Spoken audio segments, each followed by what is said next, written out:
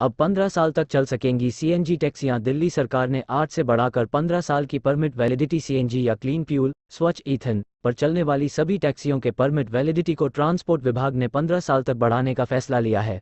अब तक ये परमिट 8 साल के लिए थी। यह उन टैक्सियों के लिए है जिनके पास contract carriage permit Delhi NCR है। दिल्ली सरकार के इस फैसले से दिल्ली एनसीआर में 12,000 से ज़्यादा टैक्सी मालिकों को राहत मिलेगी। इस फैसले से 12,000 से ज़्यादा टैक्सी मालिकों को मिलेगी राहत। मंगलवार को जारी ट्रांसपोर्ट में कहा गया है कि परमिट की वैधता में सीएमवीआर 1989 और डीएमवीआर डिपार्टमेंट के इस आदेश यह विस्तार मोटर व्हीकल एक्ट 1988, 1993 में सभी तय शर्तों को पूरा करने वाली टैक्सी जारी करने का निर्देश दिया था। ट्रांसपोर्ट विभाग ने भी पाया कि दिल्ली एनसीआर में कॉन्ट्रैक्ट कैरेज परमिट के तहत चलने वाली टैक्सियों की अलग अलग श्रेणियों के बीच परमिट की अवधि में समानता नहीं है।